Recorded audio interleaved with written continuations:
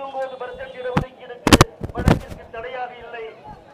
உங்களுக்கு 15/6/16 திருத்தம் செய்து 10% இடஒதுக்கீடு பொருளாதாரத்தில் நலிவடைந்தவர்களுக்கு வழங்கிக் கொண்டிருக்கிறார்கள்.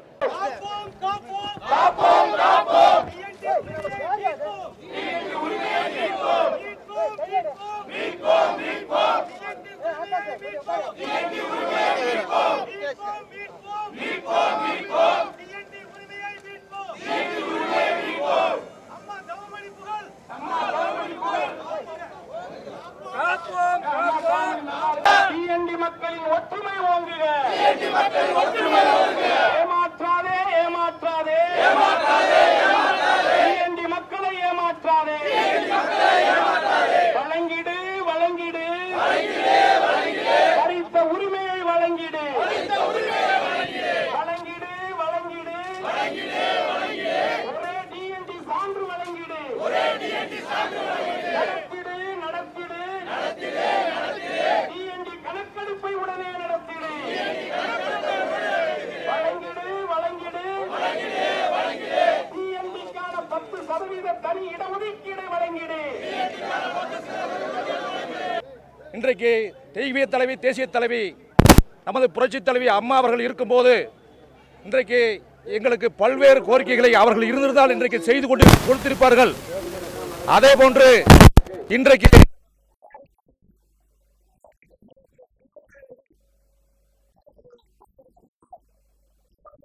கழகத்துடைய பொதுச் செயலாளர் மரியாதைக்குரிய ஆர்கே நகர் சட்டமன்ற உறுப்பினர் மக்கள் செல்வார் அவர்கள் இந்த கூட்டத்தில் கலந்து கொண்டிருக்கின்ற ஒரு சூழ்நிலை இருந்தது.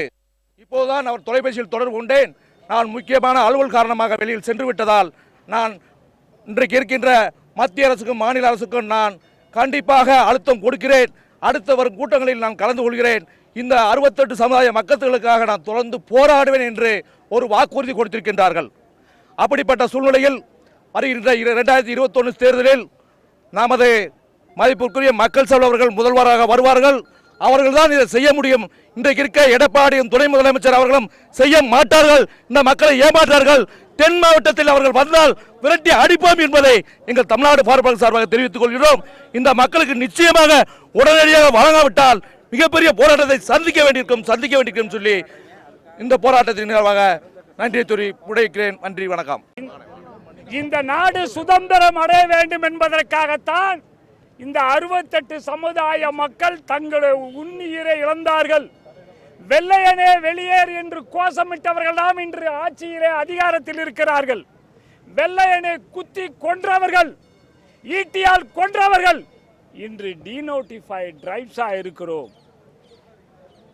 இந்த டிஎன்டிஏ கூட எங்களுக்கு மத்திய அரசும் மாநில அரசும் முழுமையாக கொடுக்க மறுக்கிறது. தமிழக அரசு டிஎன்சிங்குது, மத்திய அரசு டிஎன்டிங்குது. எங்களுக்கு நாங்கள் தமிழ்நாட்டில் இன்னைக்கு 2.5 to 3 கோடி மக்கள் இருக்கோம். பாதி பேர் நாங்கள் தான் இந்த 68 சமுதாயத்தை சார்ந்தவர்கள். எங்களுக்கு பாதி இடஒதுக்கீடை கொடுத்திருக்க வேண்டும். ஆனால் தமிழக அரசு கொடுக்க மறுக்கிறது. அதனுடைய விளைவை இந்த வரும் தேர்தலிலே சந்திப்பார்கள். எங்களுக்கு இந்த டிஎன்டி சர்டிபிகேட்டை தமிழ்நாடு அரசு தராம டிஎன்சி மட்டும் கொடுத்து சென்ட்ரல்ல டிஎன்டி ஸ்டேட்ல டிஎன்சின்னு சொல்லுச்சுன்னா வர்ற தேர்தலில் ஜெயிக்கவே முடியாது. உங்களை இல்லாமல் செய்து விடுவோம். அதற்குள் ஒரு நடவடிக்கை எடுத்து இந்த அரசு எங்களை காப்பாற்ற வேண்டும். முதலமைச்சரும் துணை முதலமைச்சர் என்ன சொன்னார்கள்? உங்களை கொடுத்துட்றேன்னு சொன்னாங்க. ஆனால் நடவடிக்கை எடுக்க மறுக்கிறார்கள்.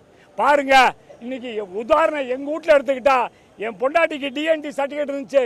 ஏபிபி அரசாங்க வக்கீலா இருந்தா. எங்க சித்தப்பா எனக்கு டிஎன்டி சர்டிஃபிகேட் இல்லை, அவன் அரசாங்க வக்கீலாவே ரிட்டையர் ஆயிட்டான் ஏபிபியாவே.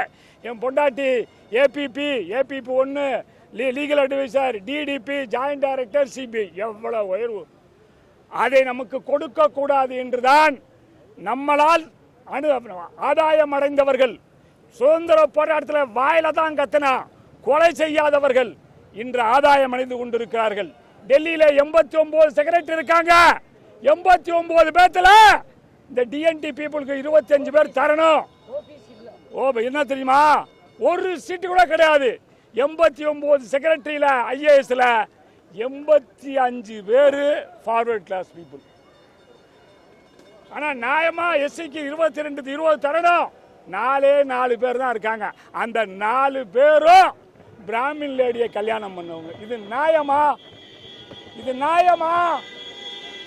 நியாயம் இல்லாததை செய்கிறார்கள்.